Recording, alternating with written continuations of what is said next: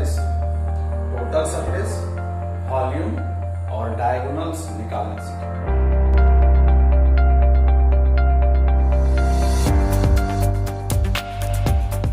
पिछले क्लास में हमने क्यूब के बारे में पढ़ा था और बताया था कि क्यूब 6 इक्वल स्क्वायर से बने होते हैं।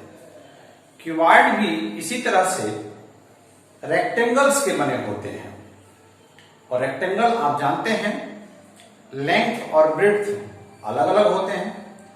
इस क्यूबॉइड में ऑपोजिट रेक्टेंगल्स जो होते हैं वो इक्वल लेंथ और ब्रेड्थ के होते हैं। ये भी 6 रेक्टेंगल के बने होते हैं। मैं आपको एक क्यूबॉइड दिखा रहा हूं। ये जो शेप है क्यूबॉइड है जिसमें ये लेंथ है, ये ब्रेड्थ है और ये हाइट है। आप देख रहे हैं ये जो रेक्टेंगल है इसका जो ऑपोजिट रेक्टेंगल है वो इक्वल है। उसी तरह से ये जो रेक्टेंगल है इसका ये ऑपोजिट रेक्टेंगल इक्वल है। साथ ही ये जो रेक्टेंगल है इसका ऑपोजिट रेक्टेंगल इक्वल है।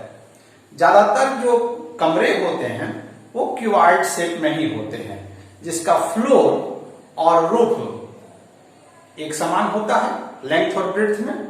उसी तरह से ऑपोजिट वॉल्स भी लेंथ और ब्रेड्थ में एक समान होते हैं। तो ये क्यूबॉइड जो है इसका हम पहले लेटरल सरफेस निकालने सीखेंगे। तो लेटरल सरफेस का मतलब होता है इसके दीवार, इसके जो वॉल हैं इसका एरिया। तो ये एक वॉल है जो रेक्टेंगुलर शेप में है, इसका ये लेंथ है और जो वॉल का ब्रेड्थ है वो एक्चुअली क्यूबॉइड का हाइट है। तो इस वॉल का एरिया कितना होगा? क्योंकि रेक्टेंगल है तो रेक्टेंगल का एरिया क्या होता है? Length into breadth. तो लेंथ तो यहां ठीक है लेकिन ब्रेड्थ किस में कन्वर्ट हो गया है? हाइट में। तो इस वॉल का एरिया कितना होगा? L into H. आप यहां देख रहे हैं लेटरल सरफेस क्या होगा? Area of 4 wall. तो इस तरह से ये जो वॉल है ये ऑपोजिट वॉल जो है वह भी उतना ही है, इसका भी एरिया होगा L इंटू एच। अब इस दीवार की हम बात करते हैं, इसका एरिया कितना होगा? ये भी रेक्टेंगुलर है, लेंथ यहां किसमें कन्वर्ट है? ब्रेड्थ में। और ये हाइट है तो इसका एरिया कितना होगा? B into H. और साथ ही इस वॉल का एरिया कितना होगा? B into H. यानी चारों दीवार का एरिया को अगर हम जोड़ देते हैं तो इस क्यूबॉइड का लेटरल सरफेस हो गया। तो इस वॉल का एरिया L इंटू एच और इसके ऑपोजिट वॉल का एरिया L इंटू एच, यानी कितना हुआ? 2L इंटू एच, जो कि हमने यहां पर लिखा हुआ है। साथ ही इस दीवार का एरिया कितना है? B इंटू एच और इस दीवार का एरिया B इंटू एच, यानी 2B इंटू एच। इस तरह से हमने यहां लिखा हुआ है 2B इंटू एच। यानी लेटरल सरफेस जब हम निकालेंगे किसी क्यूबॉइड का तो चारों दीवार का एरिया हम कैलकुलेट करेंगे। तो 2L into H plus 2B into H, 2 common लेंगे तो क्या होगा? 2 bracket open L plus B bracket close और H भी कॉमन आएगा तो हम H को कॉमन ले लिए हैं। इस तरह से हम लेटरल सरफेस जब निकालेंगे तो लेटरल सरफेस हमारा क्या होगा? किसी क्यूबॉइड का 2 bracket open L plus B bracket close H, जहां L उस क्यूबॉइड का लेंथ है, ब्रेड्थ उसकी चौड़ाई है और B चौड़ाई है और H उसकी हाइट है। तो इस तरह से हम लोग लेटरल सरफेस निकालने सीख गए। लेटरल सरफेस से रिलेटेड क्वेश्चन किस तरह से आते हैं? जैसे क्वेश्चन कहा जाता है कि एक कमरा है जिसके चारों दीवारों पर व्हाइट वॉशिंग करानी है, तो उस स्थिति में हम लोग क्या करेंगे? चारों दीवार का एरिया निकालेंगे और फिर उसमें जो कॉस्ट दिया रहेगा उससे उसको मल्टीप्लाई करके हम उस व्हाइट वॉशिंग का कॉस्ट निकाल लेंगे। अब आते हैं टोटल सरफेस में। तो टोटल सरफेस में क्या बचा है? ये बेस है, यानी अगर कमरा है तो उसका ये फ्लोर है और ये ऊपर से रूफ है और कमरे में कहेंगे तो नीचे से इसको सीलिंग कहेंगे। तो बेस और सीलिंग दोनों का लेंथ और ब्रेड्थ समान होता है। तो लेटरल सरफेस में अगर बेस का एरिया और सीलिंग का एरिया को जोड़ दिया जाए तो क्यूबॉइड का टोटल सरफेस एरिया हमें प्राप्त हो जाता है। तो बेस यानी जो फ्लोर है उसका एरिया कितना होगा, वह भी रेक्टेंगुलर शेप है। तो आप देख रहे हैं ये बेस है, तो इसका ये लेंथ है और ये ब्रेड्थ है। तो लेंथ और ब्रेड्थ रेक्टेंगुलर है, तो लेंथ और ब्रेड्थ को मल्टीप्लाई कर देंगे तो बेस का एरिया निकल जाएगा, और वही एरिया उसके रूफ या सीलिंग का होगा।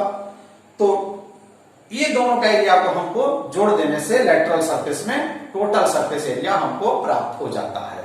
तो आइए देखते हैं टोटल सरफेस कितना होगा, area of floor plus area of ceiling plus area of four wall. Area of floor कितना होगा, L into B, area of ceiling भी उतना ही होगा L इंटू बी, और चारों दीवार का एरिया आप यहां देख रहे हैं 2LH प्लस 2BH, वहां हम BH प्लस 2LH लिखे हैं, इसको आगे पीछे भी सकते हैं, और इस तरह से इसको कैलकुलेट करेंगे तो क्या आएगा 2LB plus 2BH plus 2LH, इसमें 2 कॉमन ले लेंगे तो हमारा क्या बचेगा LB plus BH plus LH, और इस तरह से हम टोटल सरफेस एरिया एक क्यूबॉइड का कैलकुलेट कर लेंगे।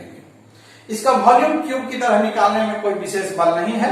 वॉल्यूम निकालने के लिए बेस का एरिया में हाइट को मल्टीप्लाई कर देते हैं। बेस का जो एरिया है, इसका जो बेस है इसका एरिया कितना होगा L इंटू बी, और साथ में इसका हाइट को मल्टीप्लाई कर देंगे, इसका हमें वॉल्यूम प्राप्त हो जाएगा। तो वॉल्यूम यहां लिखे हुए हैं area of base into height यानी L into B into H। अब बात डायगोनल्स की है, इसके डायगोनल कितने लंबे होते हैं, डायगोनल कहते किसको हैं। अब इसके लिए हम एक ओपन क्यूबॉइड आपके सामने दिखा रहे हैं। एक ओपन क्यूबॉइड है जिसका ये आप देख रहे हैं, ये लेंथ है, ये ब्रेड्थ है और ये हाइट है। इसका क्यूबॉइड कौन सा भाग होगा, इसकी जो सीलिंग के पास जो एक वर्टेक्स होगा और बेस में जो वर्टेक्स होगा, वो दोनों ऑपोजिट वर्टेक्स को मिलाने से इसका डायगोनल बनेगा। जैसे हमने दिखाया है, यहां पर D लिखा हुआ है और इस जगह पर A लिखा हुआ है, ये जो पोर्शन है ये इसका डायगोनल है, लॉन्गेस्ट पार्ट है इस क्यूबॉइड का। इसको कैसे कैलकुलेट करेंगे, इसको कैलकुलेट करने के लिए सबसे पहले बेस के डायगोनल को कैलकुलेट करेंगे। तो अब हम आते हैं बेस में। तो यहां आप देखिए, ये जो बेस है, बेस को हम ऐसे था, हम इसको उलट दिए हैं, ये A है, ये B है और ये C है, ये बेस का डायगोनल हुआ, बेस का डायगोनल। तो यहां राइट एंगल है, आप जानते ही हैं, ये B है और ये L है, तो ये डायगोनल कितना होगा, पाइथागोरस थ्योरम हम बहुत दिन से पढ़ रहे हैं।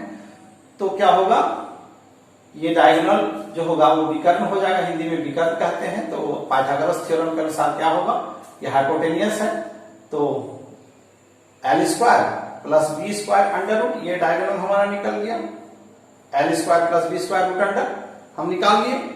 अब जब हम इसके डायगोनल की बात करेंगे इस रूम के, तो आप देखिए ये जो डायगोनल हम निकाले, ये डायगोनल इसका जो है बेस हो गया और हाइट ये हो गया। तो अब इस ट्राइंगल में बात करेंगे, आप इधर से भी देख सकते हैं, इस ट्राइंगल में ये हाइट है और ये इसका बेस है। तो ये डायगोनल, ये पार्ट डायगोनल हो गया, डायगोनल। तो डायगोनल यहां इस बेस स्क्वायर और H स्क्वायर को कैलकुलेट करेंगे तो हमारा डायगोनल निकल जाएगा, जैसे आप उस फिगर में देख रहे हैं। यहां सबसे पहले हमने इस ट्राइंगल की बात की, इस ट्राइंगल ABC में यहां B 90 डिग्री है, तो AC कैलकुलेट हमने किया, AC आया L square plus B square root under. अब हम इस ट्राइंगल में बात करेंगे ACD में, यहां एंगल ACD 90 डिग्री है, AC बेस हो गया जो हम कैलकुलेट कर लिए हैं, और CD हाइट है। तो ये जो AD है ये मेरा डायगोनल है, मतलब इस क्यूबॉइड का। तो AD हमने कैलकुलेट किया AC square plus BC square root under, तो हमारा ये डायगोनल प्राप्त हो गया।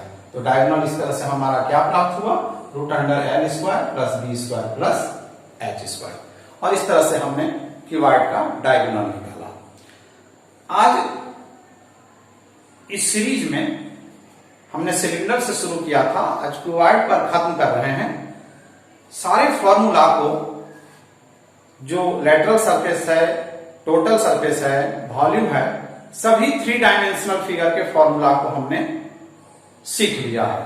अब हम कुछ क्वेश्चन भी आपको देंगे और आपसे उम्मीद है कि इन क्वेश्चन को आप घर में सॉल्व करें और सॉल्व करके इसका आंसर हमें या तो व्हाट्सएप के जरिए दें या कमेंट बॉक्स में लिखें और उस क्वेश्चन को फिर अगले क्लास में हम पुनः सॉल्व करेंगे। आज हमारा पहला प्रश्न ये है, हम आपको क्यूब दिखा रहे हैं, एक क्यूब और दिखा रहे हैं। ये दोनों क्यूब का लेंथ सेम है और इस क्यूब का वॉल्यूम है, आप नोट कर सकते हैं, ये जो क्यूब मैं दिखा रहा हूं इस क्यूब का वॉल्यूम है 64 centimetre cube. The volume of this cube is 64 centimeter cube and the volume of this cube is also 64 centimeter cube.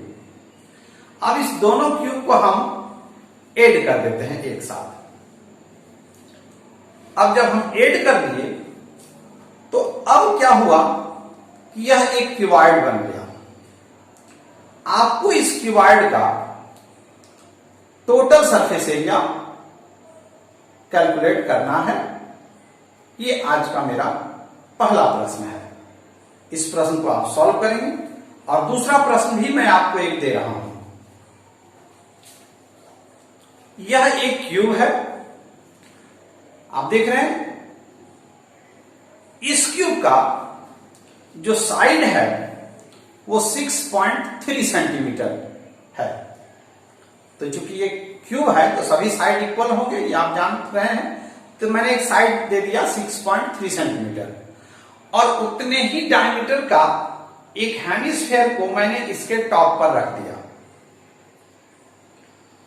इस हेमिस्फेयर का डायमीटर भी 6.3 सेंटीमीटर है। आपको ये जो स्ट्रक्चर अब बन गया इसका टोटल सरफेस एरिया और वॉल्यूम कैलकुलेट करना है और जो आंसर आए उसको हमें बताएं। मैं अगले क्लास में इन दोनों प्रश्नों पर भी चर्चा करूंगा और फिर नेक्स्ट कुछ क्वेश्चन आपको देंगे।